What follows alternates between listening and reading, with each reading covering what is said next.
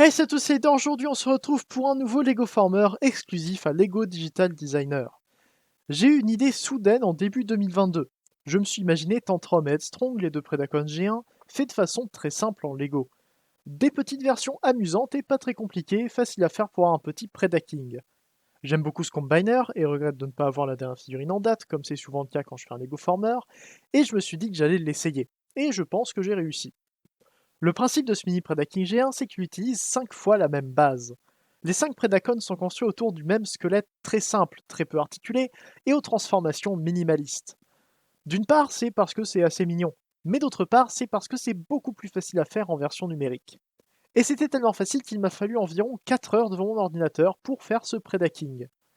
J'ai commencé avec Razor Claw, je l'ai changé ensuite en Tantrum, Headstrong, Rampage et Dive Bomb dans cet ordre-là. Mais je vais les présenter dans un ordre de préférence et d'importance pour cette vidéo, qui est accessoirement celui dans lequel j'ai présenté pour Instagram. Déjà, Rampage, le plus simple du groupe et facilement celui que j'aime le moins en général. Razor Claw a sa crinière, Dive Bomb a des ailes, Headstrong est un rhino, ce qui me suffit pour l'adorer, et Tantrum est au final Headstrong en orange et un peu moins bien. Mais Rampage est juste un tigre rouge et orange qui se transforme de la façon la plus simple qui soit.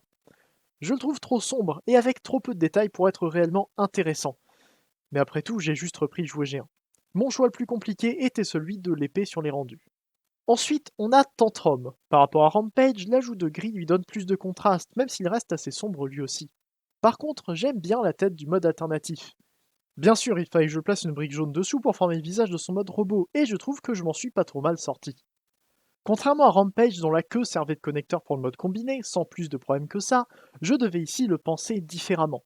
J'ai donc ajouté le torse du robot qui peut tourner pour libérer la pièce noire centrale, pendant que la tête s'incline vers l'arrière pour former le genou. C'est donc un peu plus compliqué de le passer en mode combiné que pour Rampage qui était juste un robot replié. Le jouet géant de S-Strong se transforme à l'envers de Tantrum avec le dos du mode alternatif qui reste celui du mode robot.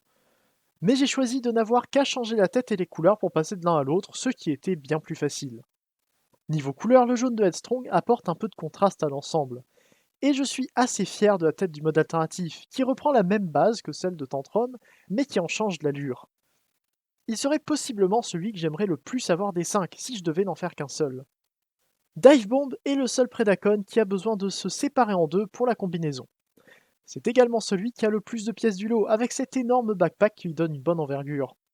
L'ensemble de son torse et sa tête est très particulier puisqu'il n'a rien à voir avec aucun autre Predacon.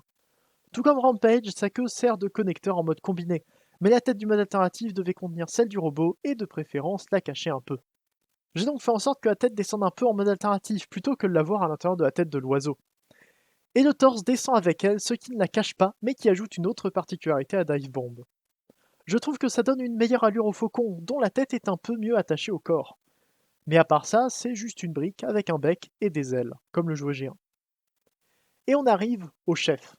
Razor Claw est celui qui a commencé l'équipe et j'en suis assez fier. La tête du lion me paraît assez mignonne dans cette échelle-là et les couleurs me plaisent beaucoup. Sa tête part entièrement en arrière pour la transformation, comme celle de Rampage, un mécanisme qui est arrivé grâce à Razor Claw et qui a même été utile pour les modes combinés de Headstrong et Tantrum. Contrairement aux autres, il a des pièces sur les épaules pour permettre la combinaison, ce qui permet de combiner 3 Predacons sans pièces en plus. Et oui, parce qu'il faut beaucoup de pièces pour faire Predaking. Quand on voit les modes combinés ensemble, on se dit qu'il manque quelque chose. Et c'est pour ça que j'ai pu faire deux modes combinés différents, une version jouée et une version cartoon. La première réduit le keyboard ajouté le plus possible pour avoir un robot complet. Des cuisses ridicules, des mains, des pieds et un ensemble de la tête et d'un connecteur pour les ailes. Cette version est très peu articulée. Mais la version cartoon corrige ça en ajoutant un corps quasiment entier, auquel il ne manque que les épaules et la moitié des mollets. C'est beaucoup trop de pièces en plus pour un combiner venant de moi, surtout quand on voit le Defensor et le Bruticus que j'ai sorti il y a quelques temps et qui ne nécessitent absolument aucune pièce ajoutée. Mais au moins, il est articulé et je trouve qu'il donne pas trop mal. Sa tête est peut-être un peu grande, mais je trouve que ça lui va bien. Pour la combinaison, c'est de l'assemblage très simple. Le plus difficile était de fabriquer quelque chose qui devait paraître solide et accommoder le passage des différents Predacons, ce qui relève plus du design que de l'ingénierie et de la transformation. Et je suis vraiment pas fort pour faire ça, ce qui explique que beaucoup de mes Lego Formers paraissent incomplets. En tout cas, c'est tout pour Predaking. Je trouve que l'équipe donne assez bien ensemble grâce à une base réutilisée pour faire les 5 robots. Et le mode combiné réussit surtout parce qu'il est majoritairement fait de pièces ajoutées.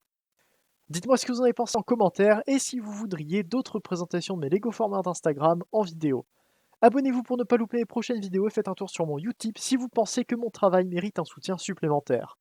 On se retrouve bientôt pour une prochaine vidéo. Stay there, fin for un jour, fin for un jour et salut.